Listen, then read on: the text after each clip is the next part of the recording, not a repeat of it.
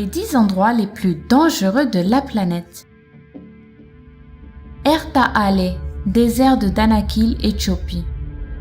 Isolé au milieu du désert de Danakil, dans un endroit où les températures dépassent souvent les 50 degrés à l'ombre, l'Erta-Ale est un volcan d'Afrique de l'Est qui est en éruption permanente depuis au moins 1960. Juste en dessous de ce volcan se trouve un très rare et très impressionnant lac de lave qui tourbillonne perpétuellement à plus de 1200 degrés Celsius. Il n'existe que 4 lacs de lave en activité dans le monde et beaucoup s'accordent à dire que l'Erta-Ale est le plus impressionnant d'entre eux. Cependant, si vous voulez vous y rendre, sachez qu'il est vraiment très difficile d'y accéder. En dépit de sa beauté, la région est l'une des plus dangereuses de la planète. Vous devrez obligatoirement faire route avec des guides armés, éviter les rebelles, les possibles prises d'otages et les nombreuses mines antipersonnelles cachées dans le sol de la région. Une fois sur place, le calvaire n'est pas fini. Vous devrez escalader le volcan de nuit, tenter de respirer sous une chaleur hallucinante et surtout éviter de glisser près du magnifique lac en fusion. Ciudad Juárez, Mexique. Ciudad Juárez a longtemps été considérée comme la ville la plus meurtrière du monde. Pendant de nombreuses années, les cartels mexicains, avec la complicité de la police, n'hésitaient pas à se tirer dessus avec des armes de guerre en plein jour et au beau milieu de la ville. Aujourd'hui, les choses ont changé. Il y a beaucoup moins de meurtres qu'avant à Ciudad Juárez et les autorités de la ville ont même lancé une large campagne publicitaire pour tenter de redorer le blason de la ville. Mais même si la situation est bien moins dramatique qu'il y a quelques années, le trafic de drogue est toujours bien présent à Ciudad Juárez et avec lui son lot de violence, de mort et de désolation. Le lac Kivu, Rwanda et République du Congo. En 1936, des chercheurs se demandent pourquoi il y a si peu de poissons dans le lac Kivu. En fouillant un peu, ils découvrent que c'est parce que dans ce lac sommeille l'une des plus hautes concentrations en gaz méthane dans le monde. Et beaucoup de gaz méthane, ça peut être vachement dangereux. Si par exemple un jour un mouvement d'eau brutal se produisait, cela pourrait provoquer une libération trop rapide de ce gaz et même une gigantesque explosion parce que le gaz méthane c'est très inflammable. Oui, je sais ce que vous pensez, mais même si ce scénario a l'air complètement fou, il s'est déjà produit. Le soir du 21 août 1986, alors que personne ne s'y attendait, un lac du Cameroun a tout simplement explosé, tuant 2000 personnes. Quand on sait que 2 millions de personnes vivent à proximité du lac Kivu, on comprend l'urgence de trouver rapidement une solution pour éviter une nouvelle catastrophe naturelle. Le Cap, Afrique du Sud.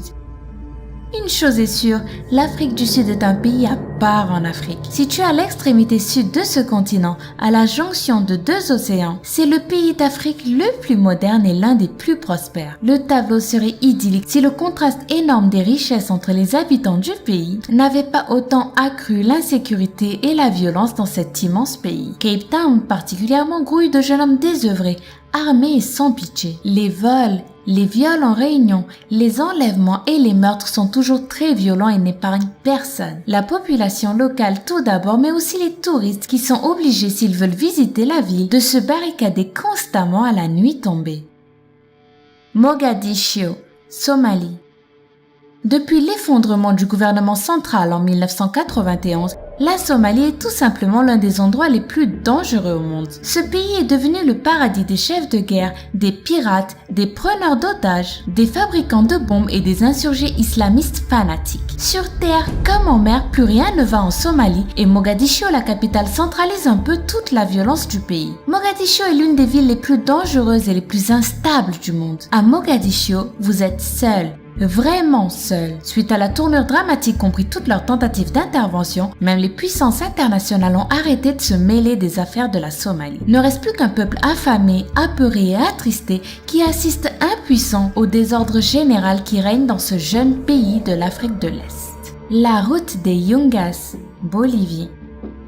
Ce parcours de 60 km en Bolivie est surnommé route de la mort parce que jusqu'à récemment, 300 à 400 personnes y laissaient la vie chaque année. Le véritable problème de cette route perchée à plus de 800 mètres de hauteur, c'est qu'elle n'est large que de 3 petits mètres seulement. Alors quand il y a juste une voiture qui passe, ça va. Mais si par malheur vous rencontrez un véhicule qui vient en sens inverse, les choses peuvent se compliquer drastiquement. Puisque la route est trop petite, il faut bien que l'un des véhicules recule pour laisser la place à l'autre. Et là, il suffit d'une petite erreur pour que survienne un accident dramatique. Aujourd'hui, il est heureusement possible d'emprunter un autre chemin beaucoup moins dangereux et de ne plus risquer sa vie sur la route de la mort. Mais si vous êtes un touriste curieux et courageux, vous pouvez quand même, et pour quelques euros seulement, prendre le risque de dévaler à vélo cette route vertigineuse. Alors, tentez?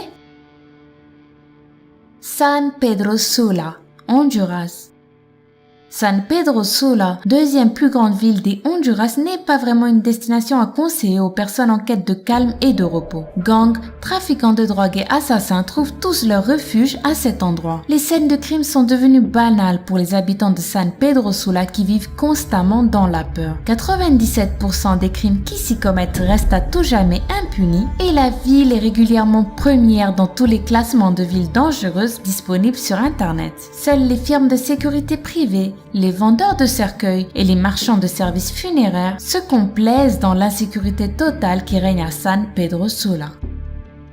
L'île de Queimada Grande, Brésil.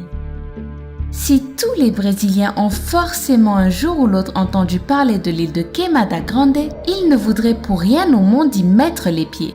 Pourquoi à votre avis? Parce que c'est sur cette île de 430 000 m² que l'on trouve la plus grande concentration de serpents dans le monde entier. Et attention, pas n'importe quel serpent, des vipères Jaracara ioas, une sorte de serpent très dangereux et extrêmement venimeux qui pour une obscure raison ne se trouve que sur cette île. Ainsi par terre ou très haut dans les arbres sur l'île de Queimada Grande, les serpents sont partout. Il y en aurait même plusieurs au kilomètre carré. À tel point que depuis plusieurs années maintenant, les autorités brésiliennes interdisent désormais formellement de s'approcher de la diabolique île de Queimada Grande. Port Moresby, Papouasie-Nouvelle-Guinée. La Papouasie-Nouvelle-Guinée, ce n'est pas évident comme destination. D'abord, c'est très loin, ensuite c'est très cher, et enfin et surtout, si vous décidez de vous arrêter à Port Moresby, c'est vachement peu sécurisé. Tout au long de votre séjour, vous courez un grand risque d'attaques violentes, de vols, de viols, de carjacking, de vols à l'arraché et de braquage à main armée, et cela même en plein jour. En fait, à Port Moresby, la criminalité est une réalité incontournable. Personne ne se déplace seul, encore moins après 18 heures. Et pour cause, mieux vaut ne pas rencontrer les Rascals, un gang armé des plus dangereux qui sévit dans la capitale de jour comme de nuit. Île de North Sentinel, île Andaman, golfe du Bengale. Retranchée par centaines sur une île de l'océan Indien, la tribu des Sentinelles est l'un des peuples les plus hostiles du monde. Et surtout, il est le seul qu'il est absolument impossible d'approcher. Depuis environ 60 000 ans, cette tribu vit dans un isolement total. Elle refuse catégoriquement la visite de tout étranger et tue ou blesse systématiquement quiconque se risque à franchir les limites de son territoire. Ainsi, les dizaines de tentatives de contact avec les sentinelles ont toujours échoué. Munis de simplement leur arc et leurs flèches, ils ont toujours violemment repoussé tous les visiteurs imprudents, allant même jusqu'à tuer 2 pêcheurs indiens en 2006. Toutes les tentatives ont échoué? Pas vraiment en fait. Il existe un homme, un universitaire indien du nom de Trilokinath Pandit, qui après avoir patiemment tenté 30 années durant de rentrer en contact avec les sentinelles, a fini par se faire accepter par ce peuple et même a visité l'île en 1991. D'ailleurs, les images que vous êtes en train de voir en ce moment même ont été filmées par cet universitaire. Mais malheureusement, nous ne pouvons rien vous dire de plus, car depuis 1991, la tribu des sentinelles ne s'est plus laissée approcher et de guerre lasse, l'Inde, qui administre officiellement l'île, a décidé de ne plus les déranger et de les laisser vivre leur vie. C'était les 10 endroits les plus dangereux de la planète. Dans lequel de ces endroits ne voudriez-vous absolument pas habiter? Dites-le nous en commentaire. Sinon, n'oubliez surtout pas de vous abonner au Lama Fâché si ce n'est pas encore le cas et de laisser un gentil pouce bleu en dessous de cette vidéo. Moi, je vous souhaite une agréable fin de journée. Je vous dis à dans quelques jours pour une nouvelle vidéo.